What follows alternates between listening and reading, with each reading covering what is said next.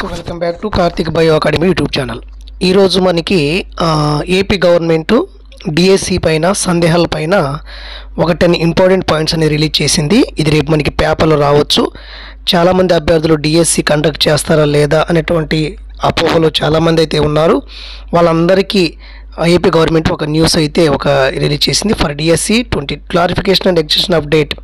Clarification and extension update అనమాట. రేపులో application నుండి reservation post వరకు అంతా అయోమయం ఉందని చెప్పేసి కొన్ని పత్రికలు రాస్తున్నాయంట. దానికి క్లారిఫికేషన్ ఇస్తున్నారు.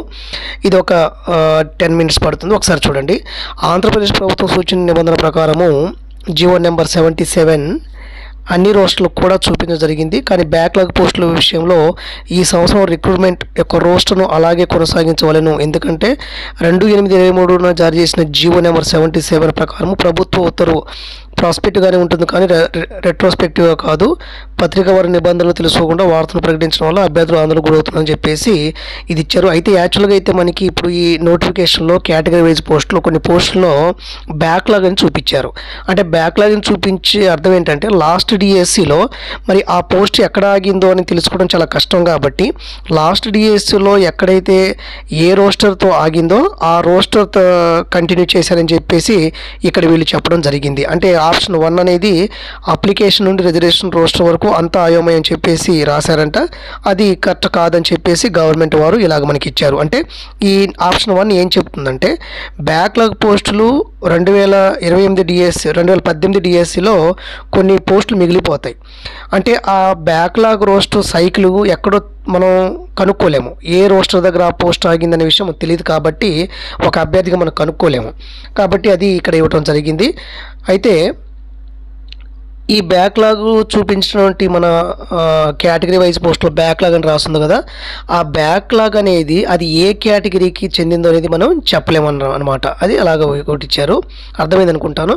ఫస్ట్ పాయింట్ మనకి ఏం చెప్తుందంటే మన కేటగిరీ వైజ్ పోస్టుల్లో బ్యాక్లాగ్ అని రాస్తున్నాయి. స్కూల్ అసిస్టెంట్లో కావచ్చు, ఏదైనా సరే బ్యాక్లాగ్ అని క్లియర్ వేకెన్సీ బ్యాక్లాగ్ అని రాస్తున్నాయి. ఈ బ్యాక్లాగ్ అంటే అది ఏ బ్యాక్లాగ్లో తెలియదు. లాస్ట్ డిఎస్సి ఏ రోస్టర్ పాయింట్ దగ్గర ఆగిందో తెలియదు. అది ఎస్టీ కావచ్చు, ఎస్సీ కావచ్చు, బీసీ కావచ్చు. ఓకేనా. 2 మొదటి దరఖాస్తులు కనిపించిన ఈడబ్ల్యూఎస్ కోట అనేది ఆల్రెడీ కనిపించింది అంటున్నారు. ఇది తప్పు అని చెప్పేసి ఇలా రాయటం తప్పు అని చెప్పేసి గవర్నమెంట్ అంటున్నారు. ఓకే. సో మొదటి దరఖాస్తుదారులకు కనిపించని ఈడబ్ల్యూఎస్ కోట అని చెప్పేసి న్యూస్ పేపర్లు రాస్తే దాన్ని గవర్నమెంట్ ఏం చేసిందని ఇది అవాస్తవము. దరఖాస్తు జారీ చేసిన తేదీ నుండి ఆప్షన్లో మనకి ఈడబ్ల్యూఎస్ అనేది కనిపించిందని చెప్పేసి వీళ్ళు చెప్తున్నారు. ఓకే. 3వది న్యూస్ పేపర్లు ఏం రాశారట, పొరపాట్లు జరిగితే అభ్యర్థులపై ఫీజుల బాధలు, పేద పిల్లలపై ప్రభుత్వం వ్యాపారం అని చెప్పేసి ఒక న్యూస్ పేపర్లు రాశారంట. దీనికి ఏం క్లారిఫికేషన్ ఇస్తున్నారంటే అభ్యర్థులు తమ అప్లికేషన్లో తప్పుడు సమాచారం లేదా వివరములు నింపినప్పుడు మాత్రమే వారు కొత్త దరఖాస్తు ఫారం సమర్పించవాలని తెలపడమైంది. ఎవరైనా సరే రాంగ్ ఇన్ఫర్మేషన్ ఇస్తేనే ఇంకో అప్లికేషన్, అంటే ఫర్ ఎగ్జాంపుల్ ఫీజు కట్టి అప్లై చేసిననుకోండి, రాంగ్ ఇన్ఫర్మేషన్ ఇస్తే అది పనిచేయదనమాట. ఇంకో అప్లికేషన్ అంటే ఇంకో అమౌంట్ కట్టాలి కదా. కాబట్టి ఎవరైతే తప్పుడు సమాచారం ఇచ్చారో వాళ్ళే ఇంకో అప్లికేషన్ ఫామ్ నింపాలి తప్ప తప్పుడు ఏమని అభ్యర్థులకి ఏం కాదని చెప్పేసి గవర్నమెంట్ వారి నుంచి మనకి ఇది అనమాట. తర్వాత మనకి ఇక్కడ నాన్ లోకల్ ఆప్షన్ ఎంపిక చేస్తే కనిపించని జిల్లాల జోన్ల జాబితా. ఇప్పుడు ఫర్ ఎగ్జాంపుల్ ఇక్కడ ఏమొచ్చారు, ఒక అభ్యర్థి శ్రీకాకుళం ఉన్నారనుకోండి, శ్రీకాకుళం అతనికి లోకల్ అవుతుంది. అతను కర్నూలుకి అప్లై చేశాడు అనుకోండి, అప్పుడు నాన్ లోకల్ అవుతారు కదా.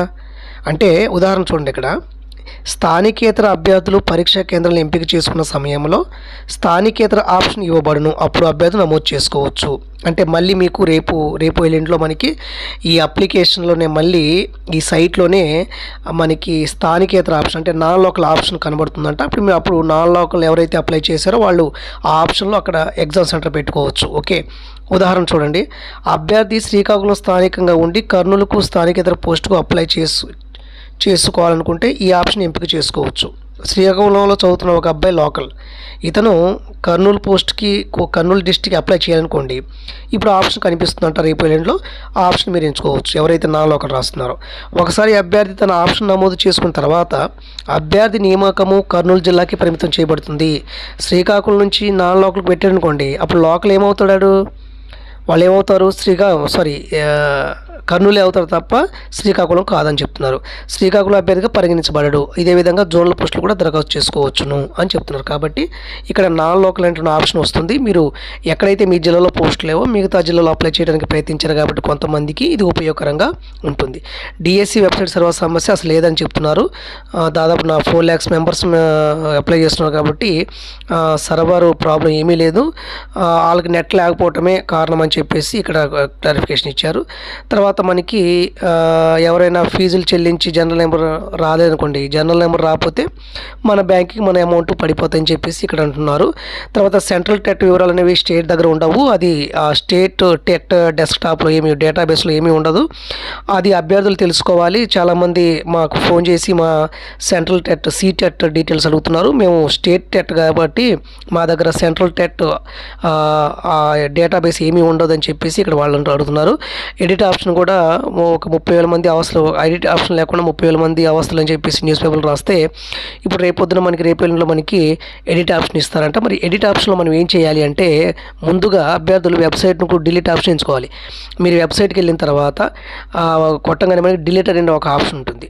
డిలీట్ అనే ఆప్షన్ ఇస్తారు. ఆ డిలీట్ అనే ఆప్షన్ ఎంచుకుంటే దాంట్లో మనకి పాత జనరల్ నెంబర్ ఉంటుంది కదా, మొన్న అప్లై చేసిన నెంబర్ ఒకటి వచ్చి ఉంటుంది మనకి DAC 24 అని చెప్పేసి ఒక నెంబర్ వచ్చి ఉంటుంది.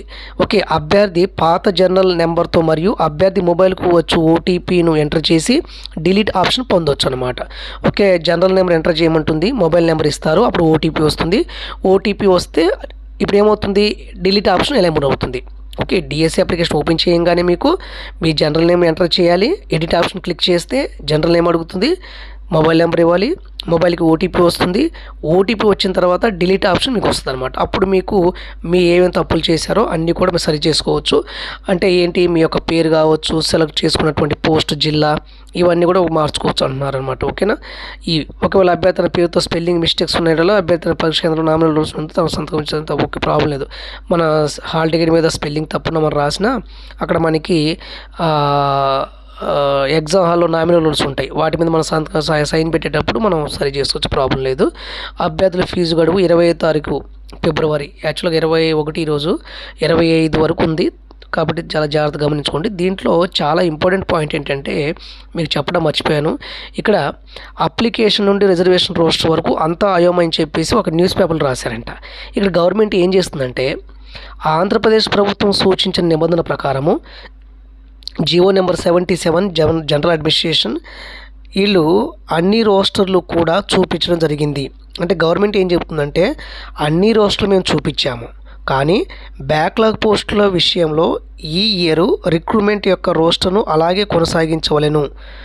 ఎందుకంటే 2023 ఆగస్టు 2వ తారీఖున జారీ చేసిన జియో 77 ప్రకారం ఏంటంటే ప్రభుత్వ ఉత్తర్వు అనేది ప్రాస్పెక్టివ్గానే ఉంటుంది కానీ రెట్రోస్పెక్టివ్గా కాదని చెప్తున్నాడు. అంటే లాస్ట్ డిఎస్సిలో కొన్ని పోస్టులు మిగిలిపోతాయి, అంటే కొన్ని పోస్టులు ఉంటాయి, అది ఏ సర్కిల్లో బ్యాక్లాగ్ అని ఇప్పుడు చూపించారు మనకి. మన అప్లికేషన్లో ఏం చూపించారు, రేపు కేటగిరీ వైజ్గా పోస్టులో క్లియర్ వేకెంట్, అదేవిధంగా లైక్ బ్యాక్లాగ్ చూపించినట్టున్నారు. మరి బ్యాక్లాగ్ చూపించినప్పుడు ఆ పోస్ట్ అనేది లాస్ట్ డిఎస్లో ఏ కేటగిరీ చెందింది అనేటువంటి విషయాన్ని మనం కనుక్కోలేము అనమాట. ఓకే, ఇదండి ఈరోజు ఇక్కడ వచ్చినటువంటి ఇన్ఫర్మేషన్ మీకు చెప్పడానికి ప్రయత్నం చేస్తాను. Okay, thank you.